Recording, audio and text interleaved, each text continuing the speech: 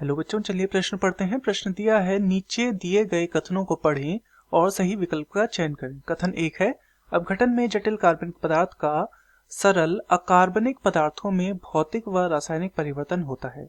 कथन 2 है, ह्यूमस भवन निर्माण अपरद या कार्बनिक अवशेषों से ह्यूमस के निर्माण की प्रक्रिया है।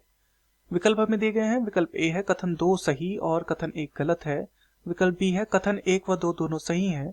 विकल्प सी है, कथन 1 सही और कथन 2 गलत है। तथा विकल्प डी है, कथन 1 व 2 दोनों गलत हैं।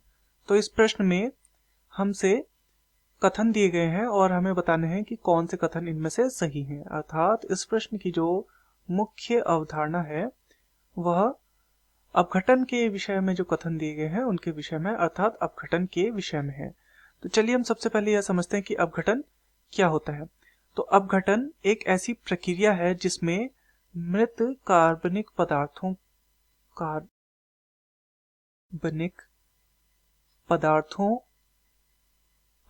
का सूक्ष्म जीवों के माध्यम से विघटन होता है। इस प्रक्रिया में जटिल कार्बनिक पदार्थ भौतिक व रासायनिक परिवर्तन के अंतर्गत आते हैं और इनसे बनते हैं सरल कार्बनिक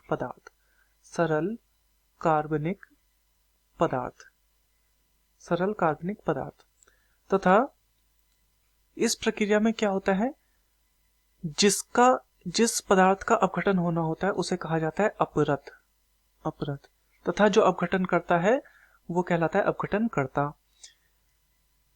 तो यहाँ पर हम पहला कथन देखते हैं, अपघटन में जटिल कार्बनिक पदार्थ का सरल अकार्बनिक पदार्थ में भौतिक व रासायनिक परिवर्तन होता है। तो कार्बनिक पदार्थ से अकार्बनिक पदार्थ यहाँ पर नहीं बनता, तो ये कथन हमारा गलत हो जाएगा। दूसरा कथन है, ह्यूमस भवन निर्माण अपरद या कार्बनिक अवशेषों से ह्यूमस निर्माण की प्रक्रिया है।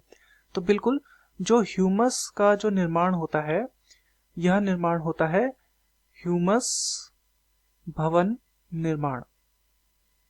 इस प्रक्रिया के तहत क्या होता है, ह्यूमस का निर्माण होता है। ह्यूमस क्या है, यह भी अपघटन के तहत बना एक पदार्थ है और इसमें भी क्या होता है, यह भी कार्बनिक पदार्थों में क्या होता है, कार्बनिक पदार्थ इसमें भरपूर होते हैं।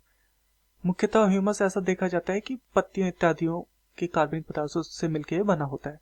तो ये वाला कथन जो है हमारा बिल्कुल सही है। तो चलिए विकल्पों को देखते हैं। विकल्प ए है, कथन 2 सही और कथन 1 गलत है। बिल्कुल हमने देखा कि कथन 2 हमारा सही है, कथन 1 गलत है, तो ये हमारा सही उत्तर है। विकल्प बी है, कथन 1 और 2 दोनों सही है, तो ये दोनों सही नहीं है। विकल्प सी है, कथन 1 सही और कथन 2 गलत है, तो ये उल्टा यहाँ पर दिया गया है, तो ये गलत हो जाएगा। तथा विकल्प डी है, कथन 1 व 2 दोनों गलत है, तो यहाँ पर दोनों गलत नहीं है। तो दिए गए प्रश्न का सही उत्तर होगा विकल्प ए, कथन 2 सही व कथन 1 गलत है। मैं आशा करता हूँ आपकी यह समझ में आया होगा। धन्यवाद।